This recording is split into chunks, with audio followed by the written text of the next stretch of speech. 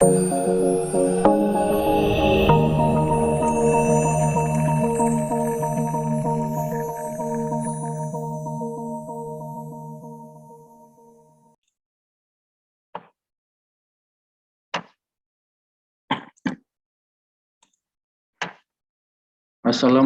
warahmatullahi wabarakatuh. Salam sejahtera untuk kita semua. Semoga kita selalu diberikan berkah, rahmat, dan perlindungan oleh Allah Subhanahu wa Ta'ala. Amin, amin, ya rabbal alamin. Senang sekali di hari yang cerah dan indah ini, saya bisa kembali lagi bertemu dengan para bakti lovers di manapun kalian berada di seantero jagat raya. Pada kesempatan ini, izinkan saya untuk berbagi kisah, berbagi unek-unek, berbagi asa dan pilu yang telah lama terkandung dalam hati nurani sanubari saya ini, untuk kemudian saya share kepada teman-teman bakti lovers yang saya harapkan sedang dalam keadaan baik-baik saja dan senantiasa berbahagia. Kemudian pada kesempatan hari ini, izinkan saya untuk membagi unek-unek tentang kewarganegaraan. Jadi apa saja yang akan saya luapkan dari pemikiran saya, dari asa saya. Yang pertama tentu saja tentang pengantar kewarganegaraan terdahulu. Kemudian dilanjutkan dengan integrasi nasional, kemudian dilanjutkan dengan identitas nasional, kemudian dilanjutkan dengan topik tentang konstitusi, kemudian tentang hak dan kewajiban, kemudian tentang demokrasi, kemudian tentang penegakan hukum, kemudian tentang wawasan Nusantara, kemudian tentang ketahanan nasional, dan unek-unek saya yang paling akhir adalah tentang pendidikan anti korupsi. Jadi pendidikan anti korupsi ini adalah kalau di unek-unek yang lain, di tempat lain, ini sudah menjadi unek-unek tersendiri. Maksudnya ada banyak materi unek-unek untuk pendidikan anti korupsi ini, tapi khusus untuk unek-unek saat ini dari saya, maka itu adalah menjadi bab sendiri, pendidikan anti korupsi. Baik bakti lovers, jadi itulah antara lain unek-unek yang akan saya sampaikan di list kali ini. Jadi kita bicara tentang kewarganegaraan. Jadi apa itu kewarganegaraan? Kenapa harus ada pendidikan kewarganegaraan? Itu adalah karena ada tujuannya.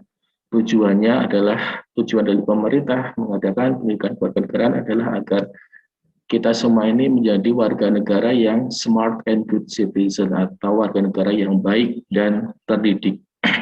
Yang seperti apakah smart and good citizen itu? Yaitu adalah warga negara yang memiliki jiwa patriotis dan nasionalisme tinggi, berkepribadian Indonesia, membangun kebangsaan, dan mencintai tanah air Indonesia. Itulah yang ingin dibentuk oleh pemerintah kepada kita semua sebagai warga negara. Kenapa perlu untuk kita?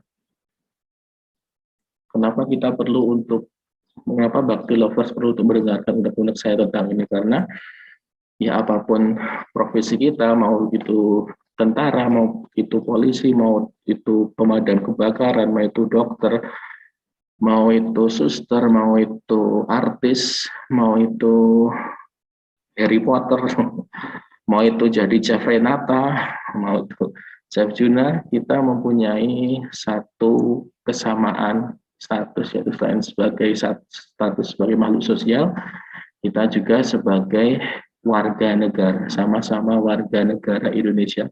Apapun bidang kita, maka itu kita juga perlu tahu tentang warga negaraan. Jadi apapun profesi setelah pendidikan sarjana maupun profesional dalam konteks berbangsa dan bernegara, bila memenuhi persyaratan yang diatur undang-undang, maka berstatus sebagai warga negara. Apa itu warga negara?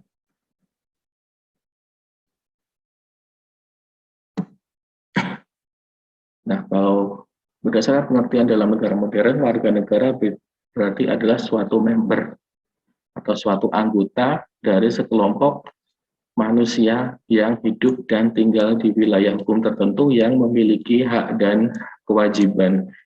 Jadi kita sebagai warga negara Indonesia berarti kita adalah anggota dari organisasi yang disebut Indonesia. Jadi kita sudah menjadi anggota, welcome to the gang gitu ya. Sudah menjadi anggota organisasi yang disebut Indonesia yang kita semuanya ini memiliki hak dan kewajiban yang sejajar. Jadi itulah warga negara menurut pengertian negara modern, sedangkan kalau dari peraturan perundang-undangan yaitu Undang-Undang Nomor 12 Tahun 2006 tentang kewarganegaraan ini lebih spesifik lagi, lebih legal lagi siapa saja yang bisa disebut sebagai warga negara. Ya, ini dikatakan yang dimaksud sebagai warga negara adalah warga suatu negara yang ditetapkan berdasarkan undang-undang, peraturan perundang-undangan. Jadi siapa sajakah itu berarti menurut undang-undang ini ada banyak yang disebut warga negara. Bisa dilihat nih di pasal satunya oleh teman-teman bagi lawyer sendiri, ada yang jika warga negara adalah setiap orang yang sebelum berlaku undang-undang tersebut telah menjadi warga negara Indonesia. Warga negara Indonesia adalah anak yang lahir dari perkawinan yang syah dari ayah dan ibu WNI, ataupun dari ibu WNA tapi ayahnya WNI, dan lain-lain. Kemudian anak yang lahir di luar perkawinan yang syah tapi dari ibu WNI. Kemudian anak yang lahir di wilayah Republik Indonesia yang pada waktu lahirnya tidak jelas status warga negaraan ayah dan ibunya, tapi lahirnya di Indonesia juga disebut sebagai warga negara Indonesia. Jadi ini ada banyak pengertian siapa saja yang menjadi warga negara Indonesia kalau didefinisikan menurut peraturan undang-undang. Yang intinya adalah secara prinsip kita menganut asas kewarganegaraan ius sanguinis dan ditambah ius soli terbatas. Jadi saya curahkan dulu undang-undang tentang asas-asas kewarganegaraan.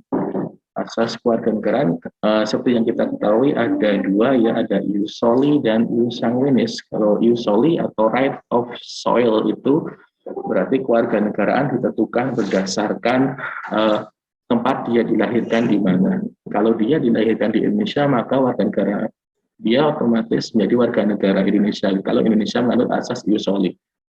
Kalau dia dilahirkan di negara B dan negara B itu menganut asas ius soli, maka anak yang lahir itu menjadi warga negara B. Bila jadi menentukan warga negaranya berdasarkan di mana dia dilahirkan. Berbeda dengan asas ius sanguinis atau right of blood, yaitu asas kewarganegaraan ditandai dengan memberikan status warga negara sesuai dengan kewarganegaraan orang tuanya. Jadi kalau orang tuanya warga negara B, maka anaknya juga warga negara B, meskipun anak tersebut lahir di negara A gitu. Dan di peraturan hukum Indonesia tadi saya sampaikan lagi secara prinsip menganut asas kewarganegaraan ius sanguinis dengan ius soli terbatas. Jadi asalkan ada orang tuanya, meskipun itu ayahnya atau ibunya yang warga negara Indonesia, maka anaknya juga adalah warga negara Indonesia. Secara prinsip menganut asas ius sanguinis. Tapi ada juga pengecualian demi melindungi kemanusiaan, maka ada ditetapkan ius soli terbatas seperti kita lihat tadi pada poin 8 sampai 10. Nah, jadi meskipun ada suatu anak yang lahir di Republik Indonesia, tapi tidak jelas warga negaraan orang tuanya, dia tetap dianggap sebagai warga negara Republik Indonesia. Jadi poin 8 sampai poin 10. Kemudian untuk melindungi kemanusiaan juga, kita menganut warga negaraan ganda terbatas. Sebenarnya Indonesia tidak menganut warga negaraan ganda karena jika seseorang itu mendapatkan kewarganegaraan, jika suatu WNI mendapatkan kewarganegaraan dari negara lain, maka otomatis warga negara Indonesianya juga hilang. Tapi ada pengecualian yaitu pada poin ke-11, yaitu apabila ada anak yang dilahirkan di luar wilayah RI, namun karena negara tempat anak tersebut dilahirkan memberikan kewarganegaraan kepada anak yang bersangkutan, jadi dia statusnya adalah dipatrid. Sebelum itu saya bahas dulu tentang status kewarganegaraan. Jadi di dunia tersebut, karena adanya asas tadi, salah satu penyebabnya adalah ada asas ius soli dan ius sanguinis, ini akan menyebabkan status yang berbeda yang kita kenal dengan namanya status apatrid ataupun bipatrid. Apatrid adalah jika seseorang itu tidak menjadi anggota dari suatu negara manapun, itu dikenal dengan istilah apatrid atau stateless gitu. Sedangkan bipatrid kebalikannya, yaitu bila seseorang mempunyai warganegaraan ganda lebih dari satu. Jadi ada lebih dari satu negara yang mengklaim bahwa dia adalah anggota dari negaranya. Kenapa bisa terjadi? Karena salah satunya adalah asas ius soli dan ius sanguinis ini. Misalnya, jika suatu anak X gitu lahir, orang tuanya dia lahir di negara A, dia menganut asas ius soli. Ius soli kan berarti siapapun yang lahir di negara A tersebut menjadi warga negara A. Namun orang tuanya itu adalah warga negara B. Sedangkan negara B itu menganut asas ius sanguinis, di mana siapapun yang dilahirkan oleh warga negara B akan menjadi warga negara B. Ini otomatis maka si anak X itu akan mempunyai dua warga negaraan, yaitu warga negara A dan warga negara B.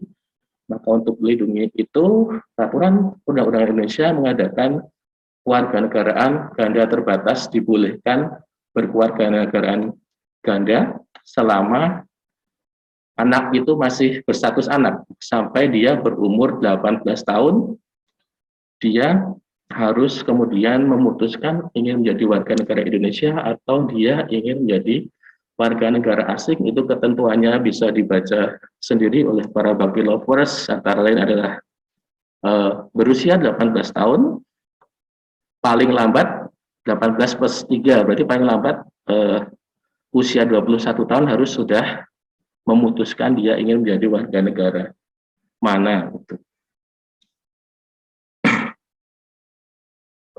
Baik, jadi untuk video pertama saya perkenalan begitu dulu. Untuk selanjutnya saya share lagi.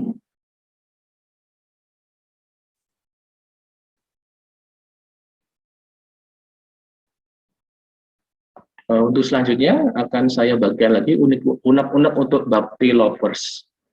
Sampai bertemu lagi di kesempatan selanjutnya. Terima kasih.